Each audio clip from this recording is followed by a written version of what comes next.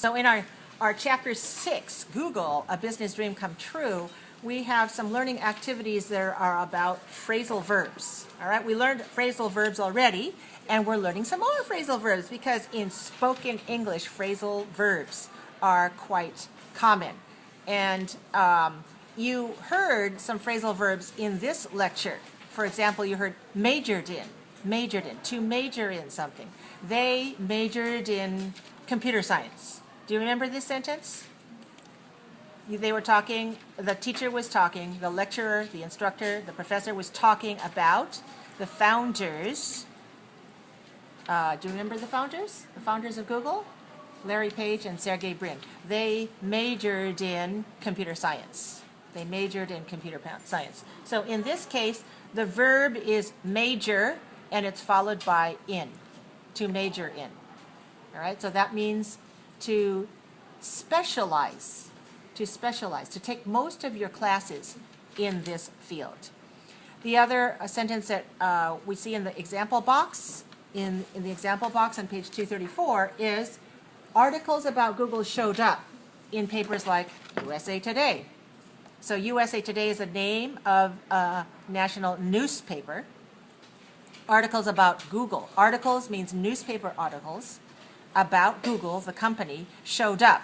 So to show up means to appear, And in case of print material, it means to be printed, to be published. So we say articles appear or articles show up. It also can be used not only for things like articles, but for people.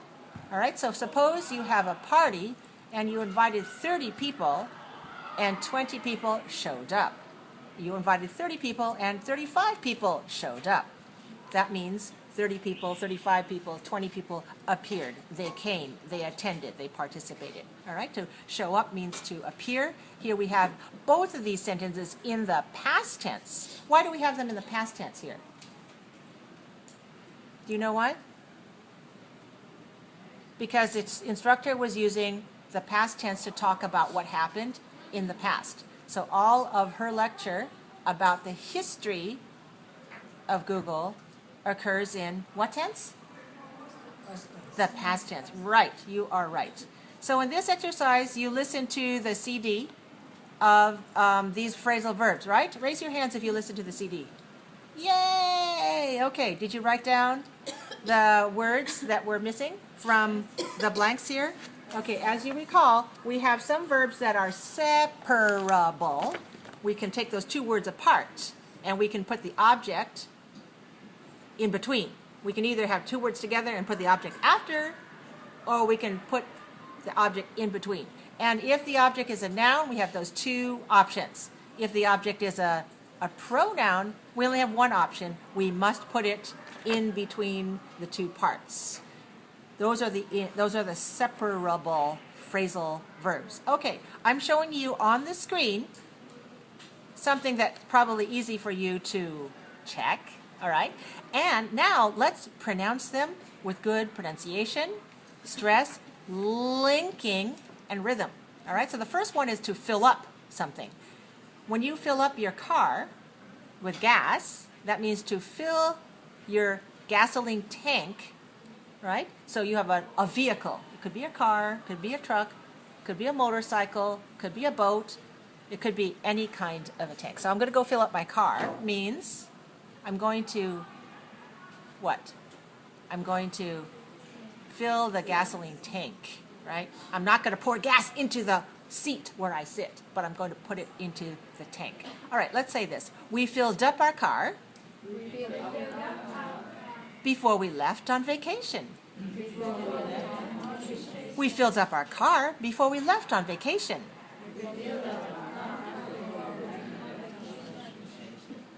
We filled our car up before we left. We filled our car up before we left. We filled it up. We filled it up at a gas station. We filled it up at a gas station. So filled it up. Filled it up. Filled it up. We filled it up at a gas station. Number 2, hook up. Hook up something means to connect it, to put two parts and connect them together. All right? So, for example, if you hook up a TV, that means you put the TV in your house and you plug it into electricity. All right? Then you hook up the television. Or maybe it's more complicated system than that. You hook up your television to the speakers. Maybe you have separate speakers. Or maybe you have an entertainment system. Maybe you have different parts. Maybe you have a DVD player. You have other things that go with it. You can connect all of these. You get to say, hook up. And usually we also mean you have to get the service. Remember we talked about products and we talked about services? So sometimes people order extra services, not only the regular TV. Maybe you also get Comcast TV or something like that, or Dish TV if you have a satellite. So you might hook up means to connect all of those parts so you can see your television programs. We're going to practice it in the past tense. We'll say hooked up. He hooked up the TV and watched the news. Notice that when we say the word news, we have an S at the end, but it's a singular word. So the news is good. The news is bad. The news is interesting. So remember that this word has an S, but it's not plural. Some words are like that. Here's another word, physics and mathematics. Mathematics is my favorite subject. Physics is the subject my brother teaches at high school. So some words have S, but they are not plural, they're singular. News is one of these words. Okay, how about TV? Do you remember when we use the alphabet to tell as an abbreviation? We call it an acronym. It means television, right? If we say television, we have 4 syllables. We stress the first. Everybody say television. Television. Show me. Television. Show me. Very nice. When you show me with your body, you sound wonderful. All right, now let's do the same thing, but let's remember that when we use an acronym, the alphabet, we have to stress the last one. So if we have TV, we have 2 letters. Which one do we stress? V. Okay, let's say TV. TV. Show me with your body. TV. TV. Very nice. Okay, let's say he hooked up the TV and watched the news. Okay, watch me. Watch me say hooked up. Hooked up. Where's the stress on this word? The second one. If this phrasal verb, we stress the second one. And the same thing as filled up. Filled up. We stress that one too. Good. All right. He hooked up the TV and watched the news. He hooked the TV up and watched the news. He hooked the TV up and watched the news. Okay, now let's do it with a pronoun. He hooked it up. He hooked it up and watched the news. He hooked it up and watched the news. Okay, let's look at number 3. Look up something. Notice all of these fill up, hook up, look up. We usually stress the second word of these phrasal verbs. To look up something means to try to find something in a dictionary or some sort of a reference, either a reference book or something online. So if you don't know the meaning of a word, you can look it up. Excuse me. Don't do it like that. If you don't know the meaning of a word, you can look it up in the dictionary. And if you don't know the pronunciation of a word, you can look it up in a dictionary and look at the pronunciation symbols. Or if you're online or have an electronic dictionary, you can hear the sound of the pronunciation of the word. Let's look at the first sentence. She looked up the instructor's office hours on the information sheet. You know, at the beginning of our class, I handed out an information sheet. Remember that? We also call that a green sheet. So all instructors at college will hand out an information sheet or a syllabus or a green sheet, and we include our contact information. So if you want to call me and you don't know your teacher's number in your head, you can look it up. And you can look it up on the information sheet. Let's say that again. She looked up the instructor's office hours on the information sheet.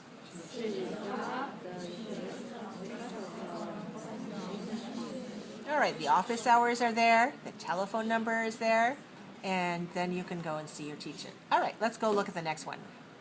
This is where we put the object in between the two parts. Now notice that this object is it's pretty long. It's not just one word or two words like hooked the TV up, but here we have the instructor's office hours. So we take that whole object and we put it in between the word looked and up, and we say it like this. She looked the instructor's office hours up on the information sheet.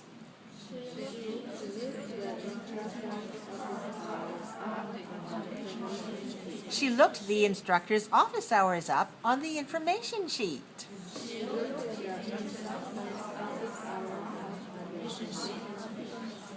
Now hours, is that singular or plural? That's plural. So we don't want to use the word it. We'll use what pronoun? Them. Right. Okay, so we'll say she looked them up. Link that together. Them up. She looked them up on the information sheet. She looked them up on the information sheet. Okay, so if you want to refer back to chapter 4, you remember that's where we learned about the form, the stress, the intonation of phrasal verbs. So remember, all of those are connected, and you can refer back to previous exercises on it. Well, let's continue with number 4. Make out something. Means to write out or to draw up. So, for example, I made out the invoices and faxed them to the customers. Okay, so if I'm a business owner and I sell things, I need to make out an invoice. That means I need to create, I need to write up, I need to write it something, put all the information. Who's my customer? What product am I selling? What's the price? Add them all up. What's the sales tax? What's the shipping and handling? What's the final total price? That's the invoice, right? So what verb do we use? We say to make out, past tense, made out. I made out the invoices and faxed them to the customers. Again.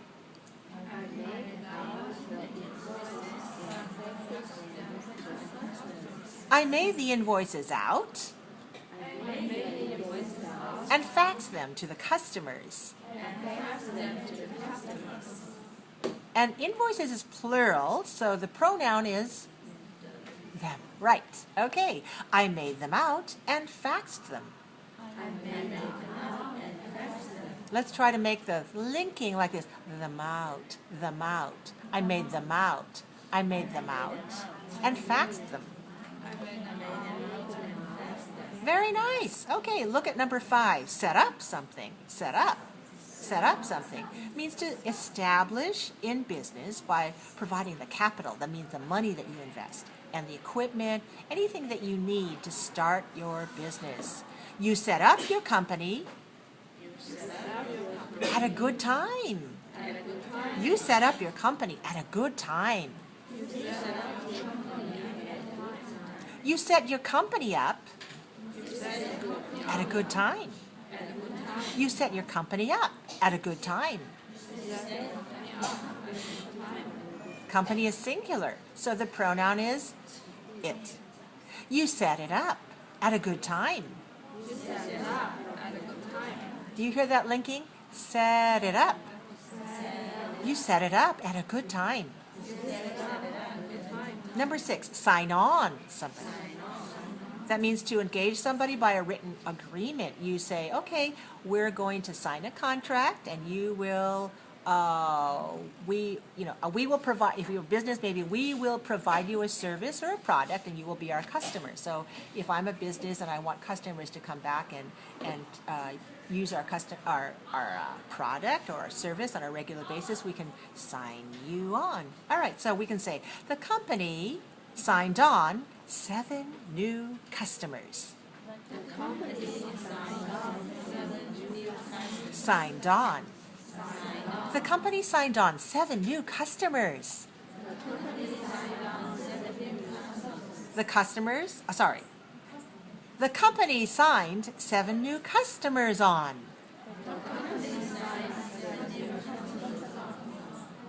The company signed 7 new customers on. The company signed them on.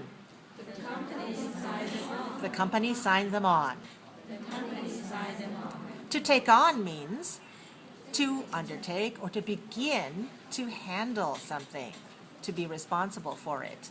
We all took on extra responsibilities willingly.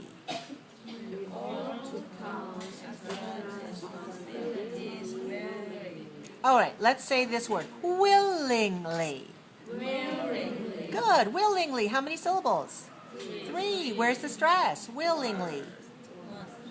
3, 1. Very good. Stress on the first syllable, willing. If you are willing to do something, then you want to, you desire. Nobody is forcing you to do it. You do it of your own will, of your own, you volunteer to do it. So when you do something willingly, you feel good about it. Now, let's say this other word that's a lot longer. Responsibilities. How many syllables are in this word? Responsibilities. Responsibilities. I have 6. Do you have 6? Okay, where's the stress? Responsibilities. Responsibilities. Responsibilities. Where's your stress? 4. Right. Okay, look at me, please. Look at me, please. And show me. Responsibilities. Good. Let's do that again. Responsibilities. Good. All right. Now let's say extra responsibilities. Very nice. Now let's try the whole sentence. We all took on extra responsibilities willingly.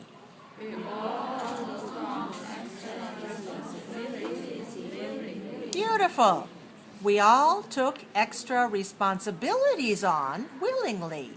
We all took extra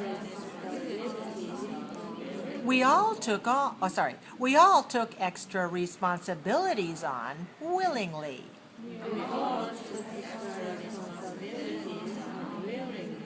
Now let's use the pronoun. It's so much shorter to say them than all of those words, extra responsibility. So we'll just say them in this one. We all took them on willingly. We all took them on willingly. We all took them on, we all took them on willingly. Number 8 is to think up something. To think up something means to invent something or to devise it, to use your mind to try to think up something new. The employees thought up interesting new ideas. Okay, let's go over this word, interesting. Stress the first word. Watch me and show me your bodies when you go, interesting. Again, interesting. Ideas. Interesting new ideas. Watch me. Interesting new ideas. Very nice. All right. The employees thought up interesting new ideas.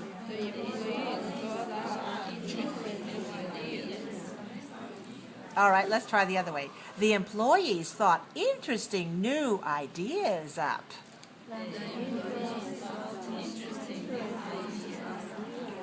The employees thought interesting new ideas up.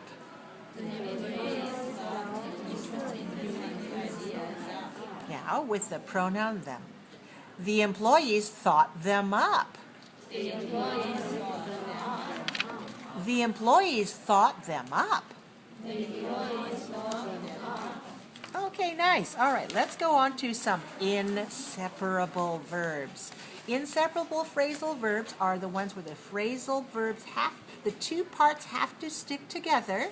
We cannot put the object in between. We only put the object at the end. So, for example, number 9, go into. Go into something. To go into, like to go into a profession, to go into an occupation, to go into a particular field. He went into business with his classmate. He went into business with his classmate. He went into business with him. He went into business with him. The next one is number 10, to go on with something. To go on with something. Or to go on to something. To go on to something means to continue. The instructor finished part 1 and went on to part 2. The instructor finished part 1 and went on to part 2.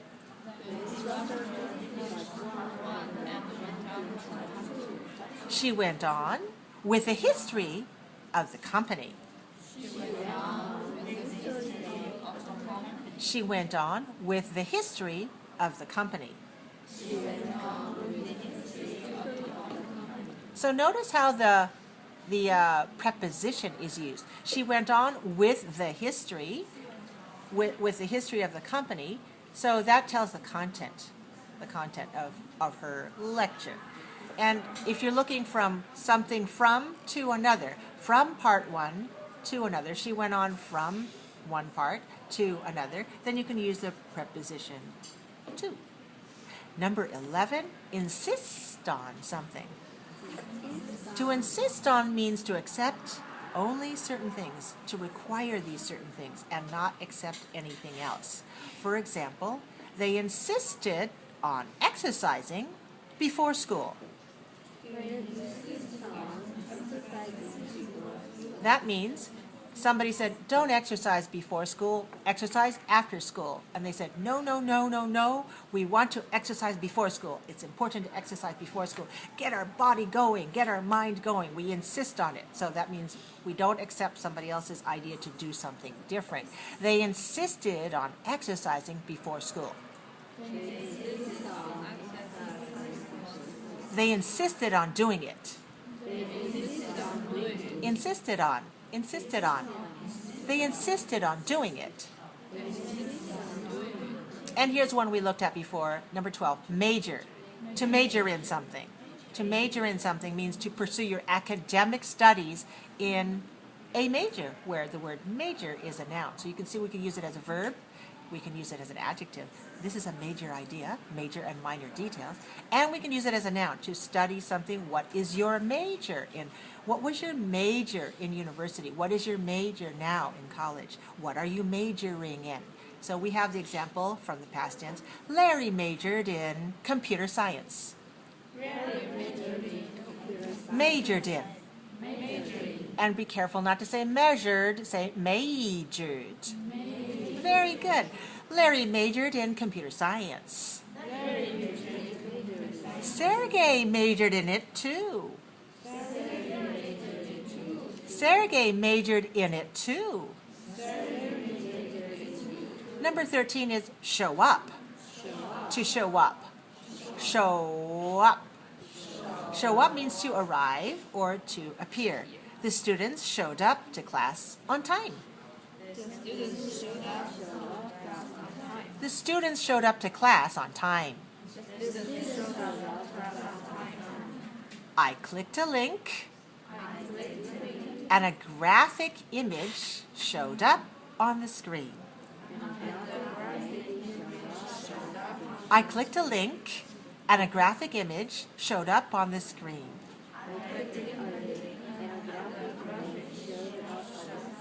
So usually that's what happens when you click a link, a hyperlink on the web, on a web page, something else will show up. Maybe it'll be a graphic image, maybe it will be a video, maybe it'll be an audio file, maybe it'll be a quiz. maybe something else, another web page will show up to appear. Any questions? So far, so good?